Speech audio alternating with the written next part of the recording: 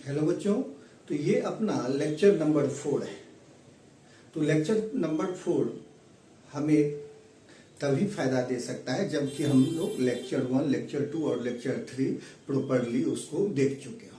तो आइए इसको कॉन्सेप्ट को समझने का कोशिश करते हैं। इसमें अब जैसे हमने पढ़ा था कि नंबर ऑफ मोल्स का एक फॉर्मूला होता है। जब मोलिक्यूल का वेट दिया होता है तो वेट बाय मोलिकुलर वेट करते हैं। तो यहाँ नंबर ऑफ मोल्स का है weight of molecule bye molecular weight. तो अभी तक हम देख रहे थे कि वेट दिया हुआ है तो आप नंबर ऑफ मोल्स निकालते थे मोलिकुलर वेट से। अब हम आपको मोल्स देंगे और वेट निकालना होगा। मतलब कि दिए कि weight of 1 mole of glucose molecule, अगर ग्लूकोज है तो 1 मोल ग्लूकोज मोलिक्यूल लेंगे तो उसका वेट कितना होगा। नंबर नहीं पूछ रहे हैं, वेट कितना होगा। तो हम फॉर्मूला हमारा क्या होगा, नंबर ऑफ मोल बराबर वेट बाय मोलिकुलर वेट। तो वेट बराबर क्या होगा, number of mole into molecular weight. Weight बराबर वेट ऑफ ग्लूकोज मोलिक्यूल क्या होगा, नंबर ऑफ मोल जिसको n से रिप्रेजेंट किए इंटू मोलिकुलर वेट। तो यहां पर हमारा जो मोल्स दिया गया है वो 1 दिया गया है। तो ग्लूकोज का मोल 1 हुआ और मोलिकुलर वेट कितना होता है ग्लूकोज का। तो देखिए एटॉमिक वेट कार्बन का 12 इंटू 6 प्लस 1 इंटू 12, हाइड्रोजन का एटॉमिक वेट 1 एंड ऑक्सीजन का atomic weight 16 into 6। Total add करिएगा तो 180 मतलब 180। तो ये हमारा 1 इंटू 180 180 ग्राम। इसका मतलब वेट ऑफ ग्लूकोज मोलिक्यूल अगर लेंगे 1 मोल ग्लूकोज तो 180 ग्राम, 180 ग्राम होगा 1 मोल ग्लूकोज। तो देखिए 180 ग्राम हो रहा है। अब मोलिकुलर वेट इसका कितना है 180। इसका मतलब ये हुआ कि अगर कोई 1 मोल लेते हैं तो जो मोलिकुलर वेट होता है उसके आगे आप ग्राम लगा दीजिए तो 1 मोल का मास निकल जाएगा। जरा देखते हैं, जैसे 1 मोल ऑफ वाटर मोलिक्यूल, अगर 1 मोल ऑफ वाटर मोलिक्यूल होता तो 1 यहां रखते और वाटर का मोलिकुलर वेट सिर्फ 18 रखते तो 18 ग्राम आ जाता, 18 ग्राम। 1 मोल ऑफ ऑक्सीजन मोलिक्यूल्स तो 1 का 1 रखते। ऑक्सीजन का मोलिकुलर वेट कितना है, O2 है ना डायटोमिक, तो 16 इंटू 2 32। तो ये 32 ग्राम हो गया। इसका मतलब 1 मोल अगर आपको कुछ भी पूछ दे तो मोलिकुलर वेट के आगे ग्राम लगा देंगे। जैसे हम पूछे आपसे कि 1 मोल CO2 कितना है तो CO2 का मोलिकुलर वेट कितना होता है 44, तो 1 मोल 44 ग्राम। हम बोलेंगे 1 मोल हाइड्रोजन गैस कितना होगा, तो हाइड्रोजन तो डायटोमिक गैस है तो H2, तो मोलिकुलर वेट कितना हो जाएगा। तो जब मोलिकुलर वेट 2 हो गया तो इसलिए 1 मोल का मास 2 ग्राम हो जाएगा। अब हम आपको बोल रहे हैं कि 10 मोल CO2 कितना होगा। तो 1 मोल CO2 कितना होगा 44 ग्राम, क्योंकि उसका मोलिकुलर वेट 44 होता है। तो 10 मोल कितना होगा 10 टाइम्स। तो यहां हम 10 से मल्टीप्लाई किए और ये आ गया 440 ग्राम। अब नेक्स्ट में इसी पे और एक क्वेश्चन देखते हैं। तो ये रहा अपना नेक्स्ट क्वेश्चन। फॉर्मूला वही, नंबर ऑफ मोल्स बराबर weight by molecular weight. Question दिया है कि 1 milli moles of sucrose, 1 milli mole sucrose का वेट क्या होगा। सुक्रोज मतलब शुगर, और शुगर का फॉर्मूला C12H22O11। तो जब हम इसका मोलिकुलर वेट निकालते हैं तो वो 342 आता है। तो क्वेश्चन में है कि weight of 1 milli mole of sucrose. तो इसका मतलब ये है कि जब हम वेट निकालेंगे तो number of mole into molecular wait करेंगे। तो यहां देखिए वेट ऑफ ग्लूकोज मोलिक्यूल कितना होगा, तो number of mole into molecular wait. Number of मोल कितना दिया है 1 मिली मतलब 10 का पावर -3 इंटू मोलिकुलर वेट कितना 342। तो ये आंसर आ गया आपका 0.342 ग्राम और ये ऑप्शन कौन सा हो जाएगा ये। तो इसीलिए मोल में रहे मिली मोल में रहे आप आराम से उसको सॉल्व कर सकते हैं। आइए एक आयंस पे देखते हैं। तो अगर हमको number of moles of ions की बात करेगा, number of moles of ion, तो फिर हम क्या फॉर्मूला लगाएंगे, तो weight of ions by ionic weight. तो फिर हम यहां लगाएंगे वेट ऑफ आयंस बाय कौन चीज ionic weight, weight of ions by ionic weight. तो अगर वेट ऑफ आयंस पूछ रहा है तो number of mole into ionic weight कर देंगे। तो हमारा क्वेश्चन है क्या है वेट ऑफ आयंस पूछेगा तो number of moles into ionic weight कर दें। अब यहां देखिए क्वेश्चन में है कि weight of 10 millimoles of sulphate ion, हमारे पास सल्फेट आयन का 10 मिलीमोल्स है, तो आपको वेट पूछ रहा है, तो बस वही formula, weight of sulphate ion बराबर number of mole into ionic weight.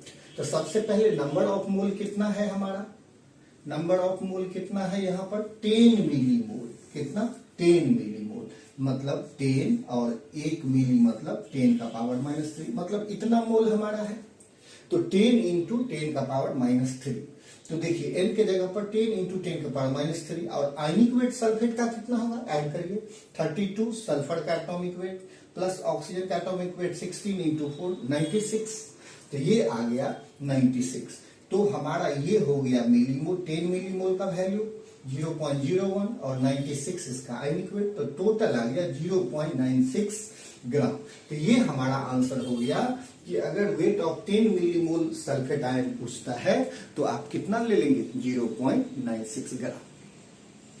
तो आप देख रहे हैं कि हमने कोई लेवल को बहुत हाई नहीं कर रहे हैं, जो नीट के हिसाब से जरूरी है और बच्चों के बेस बनाने के लिए जरूरी है, कॉन्सेप्ट पकड़ने के लिए जरूरी है, बस हम उस पर ध्यान देके चल रहे हैं।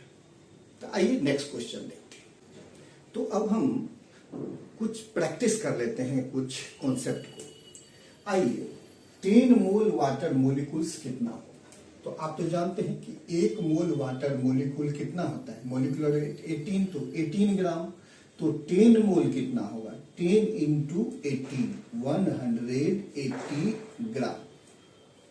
दूसरा 5 मोल कैल्शियम एटम कितना होगा, तो कैल्शियम एटम, कैल्शियम का एटॉमिक वेट कितना होता है 40, तो 1 मोल कितना होगा 40 ग्राम, 1 मोल का मास क्या होगा 40 ग्राम।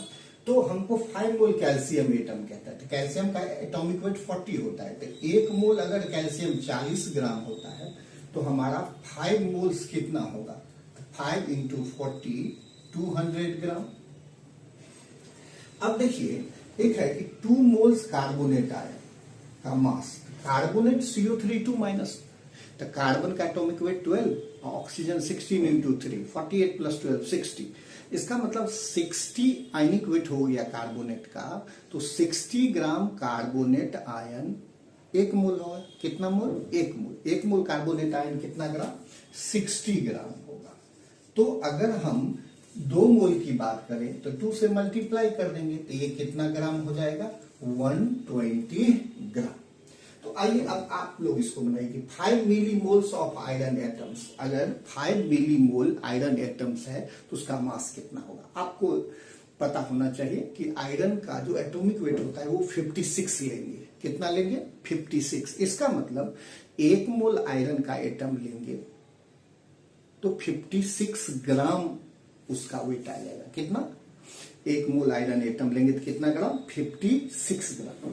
तो हमको तो 5 मिली मोल दिया है, तो सबसे पहले 1 मोल आयरन एटम 56 ग्राम, अगर 5 मोल होता तो 5 से मल्टीप्लाई करते, लेकिन 5 मिली है तो 5 इंटू 10 का पावर कितना -3 मोल, तो ये हो गया हमारा 5 इंटू 10 का पावर -3, मतलब 5 मिली और 1 मोल 56 ग्राम। तो आप इसको मल्टीप्लाई करेंगे तो ये आएगा 280 ग्राम इंटू 10 का पावर कितना -3, तो ये 0.28 ग्राम के करीब आ जाएगा। तो ये देख रहे हैं कि 5 मिली मोल्स ऑफ आयरन एटम है, तो 1 मोल आयरन एटम 56 ग्राम, तो 5 मिली, तो मिली तो 5 इंटू 10 का पावर -3 वैल्यू हमने पुट किया और ये अपना आंसर। तो इस तरह से आप आराम से इसको प्रैक्टिस कर सकते हैं। तो चलिए एक क्वेश्चन देखते हैं जिसमें आप लोग को करना है और इससे ये पता चलेगा कि आपका कॉन्सेप्ट कितना बेहतर बना। तो नीट में जिस तरह का क्वेश्चन जनरली पूछा जाता है उस तरह का एक क्वेश्चन हमने लिया है, आप इसको सोल्व करने का प्रयास करिए, वीडियो पॉज करके फिर बात करते हैं। तो क्वेश्चन है कि weight of 1 mole of glucose is equivalent to, 1 mole अगर ग्लूकोज लें तो वो कितने के इक्विवेलेंट होगा वेट के हिसाब से, 10 मोल वाटर, 3 मोल्स यूरिया, 2 मोल ऑक्सैलिक एसिड या ऑल ऑफ इट, ये हमको बताना है। तो चलिए इसको देखते हैं। सबसे पहले अगर हम 1 मोल H2O लेते हैं तो वाटर का मोलिकुलर वेट 18 होता है, तो 18 ग्राम। तो 1 मोल 18 ग्राम होगा, तो 10 मोल्स लेंगे H2O तो वो कितना हो जाएगा, 10 इंटू 18 ग्राम, और ये होगा 180 ग्राम।